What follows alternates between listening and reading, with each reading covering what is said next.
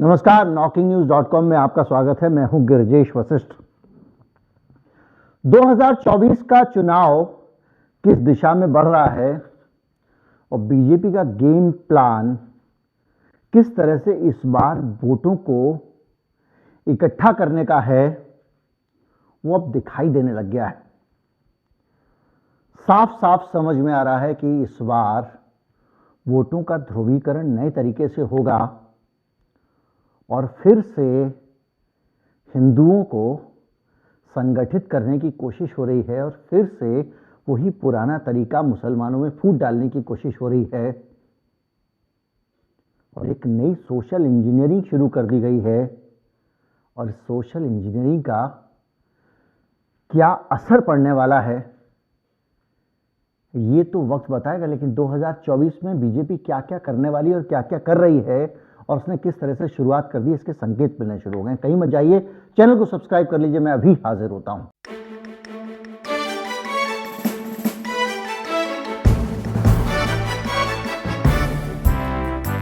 Bharatiya Janata party ने आज जो जैसे मोदी जी ने भाषण दिया, उन्होंने कुछ इरादे अपने जाहिर किए हैं, लेकिन ये वो है जो फ्रंट पे वो जाहिर कर रहे हैं, पीछे से जो चल रहा है वो एक अलग है। मोदी ने अपने भाषण में कहा है कि इस देश में जो हमें वोट देता है या नहीं देता है, सबको साथ लेकर चलना है। बड़ा मीठा सा सेंटेंस है और इस सेंटेंस में लपेट के उन्होंने अपने कार्यकर्ताओं को एक संदेश दिया है कि आने वाले चुनाव में मुसलमानों के वोट भी इधर लाने की कोशिश करो। उन्होंने कहा है कि बोहरा, पसमानदा और पढ़े लिखे मुसलमान हमारी तरफ आने चाहिए। सारे मुसलमानों को इन्होंने एड्रेस किया है, लेकिन बांट दिया है। पसमानदा कौन है? पसमानदा दलित मुसलमान है और यह माना जाता है कि भारत में एक बड़ी आबादी पसमानदा मुसलमानों की है, जो 15 से 20% हैं। एक अशरफ मुसलमान उनको कहते हैं जो मुसलमान थोड़े से साधन संपन्न हैं, और पसमानदा वो हैं जो पिछड़े हुए हैं, जो जातिगत और दूसरी वजहों से जिनके साथ में थोड़ा सा दलित वाला व्यवहार होता है। मोदी कह रहे हैं उनको साथ में रखिए। इसी तरह से बोहरा मुसलमान जो हैं वो वैसे भी उदार माने जाते हैं, तो और गुजरात में बड़ी संख्या में बोहरा मुसलमानों की संख्या है, तो मोदी जी चाहते हैं कि उनको भी साथ लेकर चला जाए। ये एक, और पढ़े लिखे मुसलमानों में अशरफ भी आ जाएंगे। तो घुमा फिरा कर मुसलमान वोटों पर नजर रखो। और ये कहा जा रहा है भाई साहब, मुसलमानों के खिलाफ कोई भी बयानबाजी ना दें, ये मोदी जी नसीहत देते हैं। इसका मतलब समझिए, पिछली बार जब उत्तर प्रदेश का चुनाव हुआ था तो मुसलमानों में महिलाओं के वोट बीजेपी को मिले हैं, ये दावा बीजेपी कर रही थी। उसने कहा कि हमने 3 तलाक को खत्म किया, इसलिए मुसलमान महिलाएं हमको वोट देंगी। ये बीजेपी का स्टाइल था। और अब ये बीजेपी का दलित बनाम सवर्ण मुसलमानों के बीच में एक स्टाइल आ गया है। मैं अलग अलग वीडियोज में बता चुका हूं बोहरा मुसलमान कौन होते हैं, मैं आपको बता चुका हूं पसमानदा मुसलमान कौन होते हैं, कैसे आते हैं। लेकिन ये समझिए कि भारत में मेजॉरिटी मुसलमान पसमानदा हैं और ये एक नई चाल है। लेकिन इस तरह की जो चालें हैं, इन चालों के दम पर चुनाव निकाला इसलिए नहीं जा सकता कि जिसके घर पे आपने बुलडोजर चलाया था सारे कानूनों को एक तरफ रख के, उसमें तो आपने नहीं देखा था कि ये बोहरा है या पसमानदा है।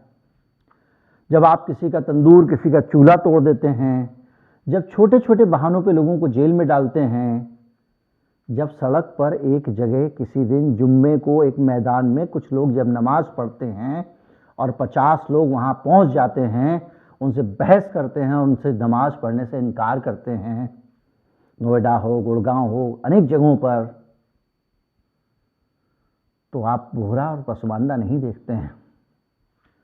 भारतीय जनता पार्टी की इतनी बड़ी सांसदों की संख्या है, इतनी बड़ी पार्टी है, मुस्लिम पदाधिकारी नदारद रहते हैं, वहां तो आप पसमानदाओं को प्रतिनिधित्व नहीं देते हैं, वहां तो आप बोहराओं को नहीं पूछते हैं, तो कैसे होगा। लेकिन माइल्ड रहिए, उनको बरगलाइए या कहें बहलाइए या कहें फुसलाइए या कहें बस उन पे एक वशीकरण चला दीजिए। कुछ ही वोट आ जाएं, बुराई नहीं है। ये एक स्ट्रेटजी है। स्ट्रेटजी क्या? मुसलमानों में फूट डालो, मुसलमानों के अंदर से कुछ वोटों को इधर लाने की कोशिश करो, जो जैसा मिल जाए, कोई शिक्षित के नाम पे मिल जाए उसको ले आओ, कोई पसमानदा के नाम पे मिल जाए उसको ले आओ, कोई बोहराओं के नाम पे मिल जाए तो उसको ले आओ, बस ले आओ। और दूसरा, मुसलमानों को टारगेट मत करो, क्योंकि इनको टारगेट करने से आपको कुछ नहीं मिलने वाला है। तो आपके दिमाग में एक सवाल आएगा कि मुसलमानों को अगर टारगेट नहीं करेंगे तो बीजेपी अपने हिंदुओं को कैसे मोबिलाइज करेगी? उसके पास भड़काने का तरीका ही एक है कि मुसलमान तुम्हारे लिए खतरा हैं, तुम्हारे लिए ये हो सकता है, ये आबादी बढ़ा रहे हैं, इनकी आबादी तुमसे ज्यादा हो रही है। सच झूठ जो भी है, मैं ये नहीं कह रहा हूं कि ये वो सच बोलते हैं, लेकिन इन सब बातों से, जो मुस्लिम विरोधी बातों से, इस्लाम का खतरा, मुसलमान का खतरा, इस्लामोफोबिया दिखाकर ही तो आप हिंदुओं को मोबिलाइज करते हैं। यही करते रहे हैं ना। लेकिन आप भारतीय जनता पार्टी को इतना भोला मत समझिए, इतना क्या, बिल्कुल भी भोला मत समझिए, क्योंकि आने वाला जो चुनाव है ना, उसमें जो नया समीकरण बनने वाला है, उस समीकरण में इस बार सबसे ज्यादा निशाने पर रहने वाले बुद्धिजीवी। एक पत्ता फेंका गया गोस्वामी तुलसीदास वाला, इस देश के बुद्धिजीवी समाज का पूरा ज्ञान उमड़ के बाहर आ गया, घूमड़ के बाहर आ गया। कोई कह रहा है कि यह संभव है क्या कि कोई आदमी सांप को लटक के चढ़ जाए? यह संभव है कि कोई लाश में बैठ के इतनी दूर नदी में यात्रा कर ले? कोई कह रहा है कि तुलसीदास जी जो है वो एकदम दलित विरोधी थे, कोई कुछ कह रहा है, कोई कुछ कह रहा है। लोगों को लगता है कि ये कह के हम एक जो अपनी समझ, हमारी जो क्रिटिकल थिंकिंग है, हमारा जो एनालाइज करने का तरीका है, और हमारे पास जो नॉलेज है, लॉजिक के बेसिस पे हम उसको एक्सप्रेस कर रहे हैं सोशल मीडिया पे। लेकिन आपकी ये चीज किसी दूसरे आदमी के लिए उसकी चुनावी राजनीति में ब्रह्मास्त्र साबित हो रही है। जैसे जैसे आप हिंदू धर्म के आइकन्स पे हमला करेंगे, अभी तक तो तुलसीदास जी दलित थे, अभी तक तो हम ये कहते थे कि तुलसीदास जी, जो इतिहास बताता है कि भाई तुलसीदास जी जो है वो, उनको कोई रामचरितमानस लिखने नहीं दे रहा था। इस देश के जो ब्राह्मण थे वो नहीं चाहते थे कि रामचरितमानस को अवधी में लिखा जाए या आम भाषा में लिखा जाए, वो चाहते थे कि संस्कृत में ही होना चाहिए सारे धार्मिक ग्रंथ, ताकि पंडितों की मोनोपोली बनी रहे, पंडित लोग जो हैं वो सुप्रीम बने रहें।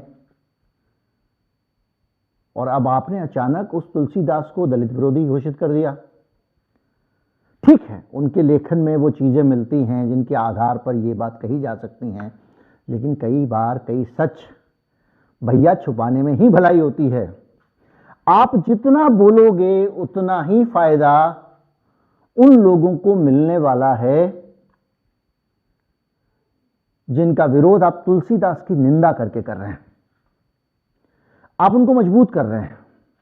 हिंदू सेंटीमेंट देखिए, हमारे भगवान राम के तुलसीदास जी के पीछे पड़े रहते हैं, ये अरवन नक्सल हैं, ये हैं, ये वो हैं, फिर 50 उसके अंदर से एकदम सोशल मीडिया सेल निकाल के भेज देगा, ये झूठे हैं, ये हैं, ये दुश्मन है देश के, ये देशद्रोही हैं, वगैरह वगैरह। फिर एक अंदर से पोस्ट आई निकल के, उसमें लिखा होगा कि हिंदुओं को, भारत के लोगों को भारत के अंदर के दुश्मनों से सावधान रहना पड़ेगा, असली दुश्मन हमारे अंदर ही हैं, जितना खतरा बाहर के दुश्मन से उतना अंदर के दुश्मन से है, यूनाइट हो जाओ। लोग कहेंगे हाँ भैया। आप एक बात सोचिए कि अगर पूरे मामले पर अगर एक मसला बन रहा है, तो उस मसले में अगर आप इस तरह के मौके देंगे, जो हो रहा है उसमें बहुत सारी चीजें निकल आ रही हैं, उसमें तमाम सारी शंभुक वाला निकल आ रहा है, उसमें वो शकल ताड़ना के अधिकारी निकल आ रहा है, उसमें बहुत सारी विश्लेषण मीमांसा हो रही है। लेकिन सारी मीमांसा और विश्लेषण के बीच में जो जो धार्मिक व्यक्ति है, जो श्रद्धावान व्यक्ति है, वो कह रहा है ये हमारे धर्म पे ही हमले क्यों करते हैं। अगर वो नहीं भी कह रहा है, सोच भी नहीं रहा है, तभी उसके कान में व्हाट्सएप के जरिए लगातार ये बात डाली जा रही है। 2024 आते आते ये लोग एक अच्छा खासा धरातल उनके लिए पैदा कर देंगे कि वो मुसलमानों से पंगे ना भी लें, मुसलमानों के खिलाफ ना भी बोलें, ना भी भड़काएं। हालांकि मानने वाले नहीं है, इनका मन नहीं मानेगा। भागवत जी का जब मन नहीं मान रहा है तो आम लोगों का, इनका जो इनके वोटर्स हैं, जो 20-30% जो भी लोग हैं, उनका मन नहीं मानेगा। फिर भी आप उनको एक ऐसा मौका दे रहे हैं जिसमें वो मुसलमानों को टारगेट करने के बजाय वो सब छोड़ छाड़ के आपको टारगेट करने आ जाएं, और यही वो चाहते हैं।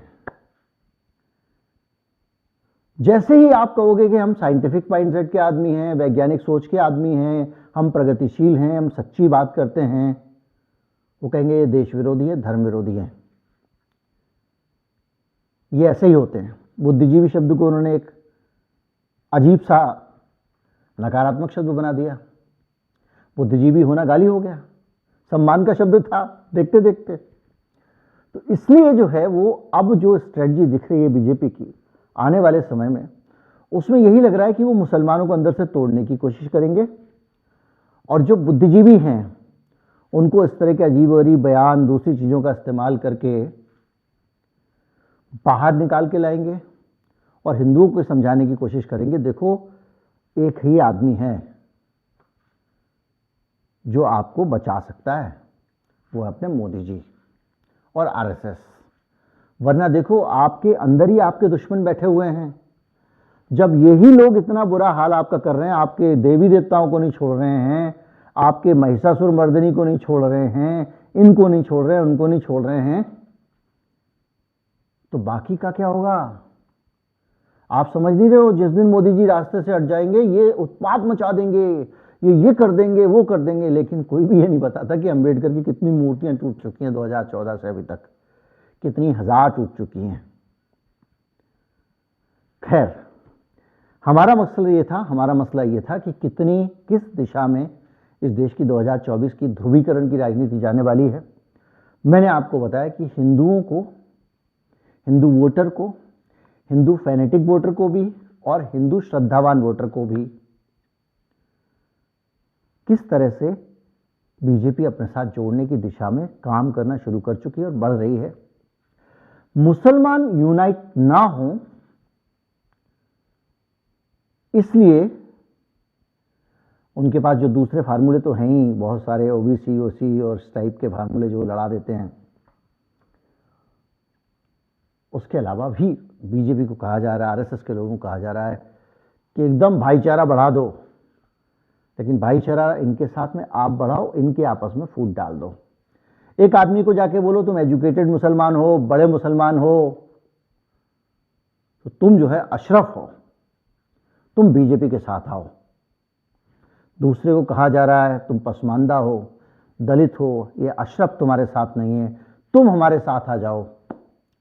तीसरे को कहा जा रहा है तुम बोहरा हो, देखो तुम्हारे को कैसे व्यवहार करते हैं, दूर रखते हैं तुमको, क्योंकि तुम थोड़ा सा उदार हो, थोड़ा सा हिंदुओं के नज़दीक हो, तुम हमारे साथ आ जाओ। ये पूरा का पूरा एक दृश्य जो है वो नज़र आ रहा है। और जब मोदी जी ये कहते हैं कि मुसलमानों के खिलाफ दलित बयानबाजी ना करें, और एक आदमी को कहते हैं चाकू छुरियां तेज करा लो बोल रहा है, दूसरा आदमी कह रहा है कि जो है वो लड़कियों को उठा ले जाएंगे, तीसरा आदमी कह रहा है गोली मारो, और ये पूरा का पूरा गैंग है। या तो मोदी जी इसको पार्टी से निकाल दो, नहीं निकालोगे आप, बस मन से माफ नहीं करोगे आप, और उसके बाद में दोबारा से जब आपने कह दिया मन से माफ नहीं करूंगा, उसके बाद से लगातार वही सब चल रहा है। रुक गया क्या? तो जो भी है, एक ये ऊपर से एक स्ट्रेटजी बन रही है जिसकी वजह से वो ये कोशिश कर रहे हैं कि हमारा असली कैरेक्टर जो भी हो, हम ये दिखने की कोशिश करें कि हम मुसलमानों के साथ में हैं, मुसलमानों के हितैषी हैं। इसी के साथ साथ हम भले ही गंगा मैया की गोद में दारू पिलाएं, मुर्गा खिलाएं,